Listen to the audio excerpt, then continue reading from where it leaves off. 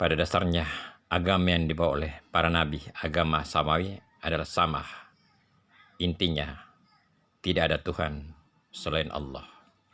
Perbedaannya adalah para nabi sesuai dengan kepentingan wilayah dan zamannya.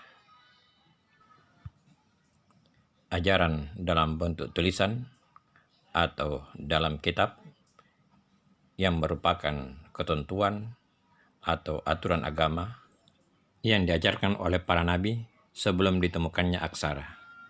Salah satu makna kata kitabun adalah ketentuan yang dibakukan. A'udzu billahi minasyaitonir rajim.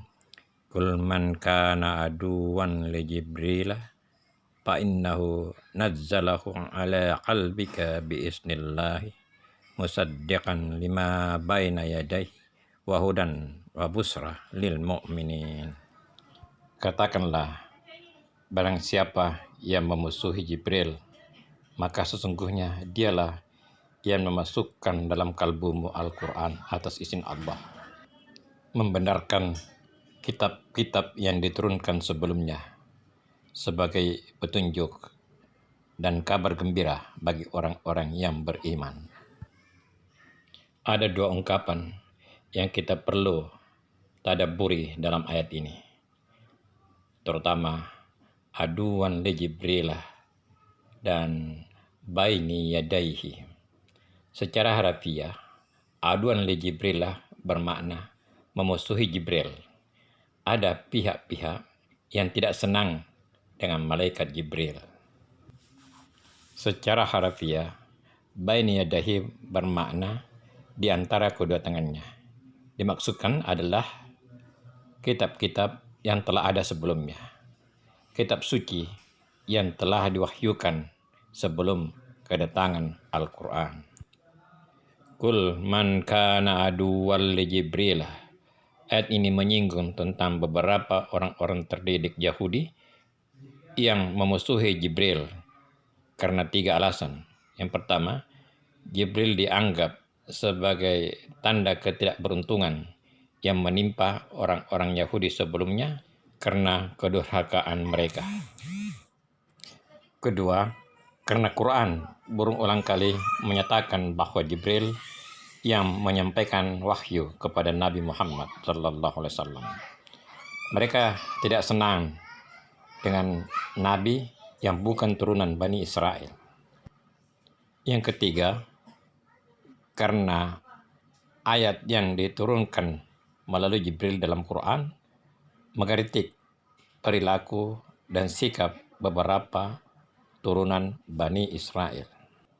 Tidak ada jaminan bahwa orang terdidik akan berpikir secara objektif dan jujur sebagaimana perilaku sebagian Bani Israel.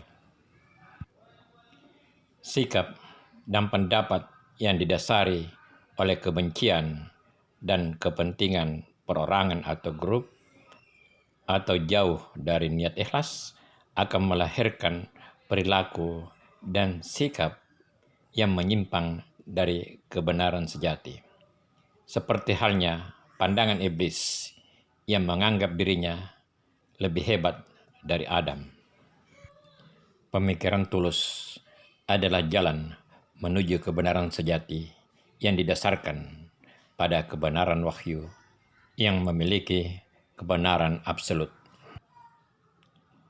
Ajaran agama atau ketentuan yang turun sejak Nabi pertama hingga Nabi terakhir adalah sejalan dalam bentuk pengajaran tanpa naskah ataupun dengan naskah yang diperkirakan berawal pada era Nabiullah Ibrahim alaihissalam sesuai dengan penemuan arkeolog. Aksara atau naskah tertua ditemukan di Babilonia, tempat di mana Nabi Ibrahim lahir dan dibesarkan. Musaddiqan lima baina yadahi, membenarkan kitab-kitab yang turun sebelumnya.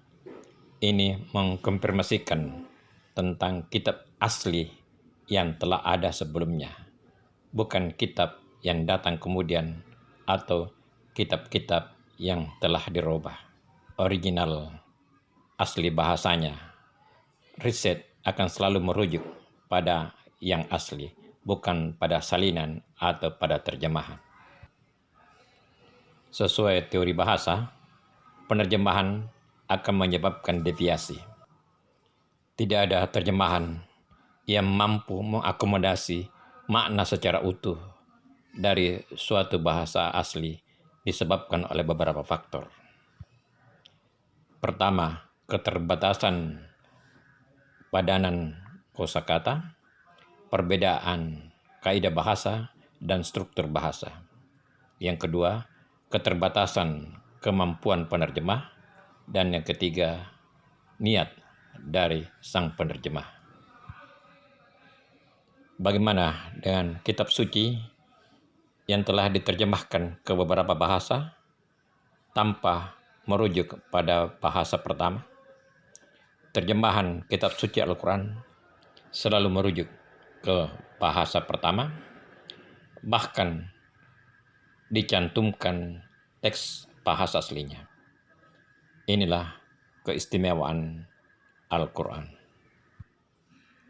Suatu terjemahan Al-Quran yang tidak disertai dengan teks asli bahasa Arab tidak disebut suatu kitab suci, melainkan terjemahan kitab suci. Dan ini tidak populer di kalangan umat muslim. Banyak umat Islam yang mampu menghafal seluruh isi kitab suci yang terdiri atas 30 juz, 114 surah, 6.616 ayat, dan 77.934 kata. Sesuai riwayat Ibnu Abbas radhiyallahu anhu. Luar biasa. Mereka lah yang memelihara kemurnian Al-Quran. Mereka yang akan mengoreksi jika ada yang salah membaca. Mereka dijuluki Hafiz dan Hafizah.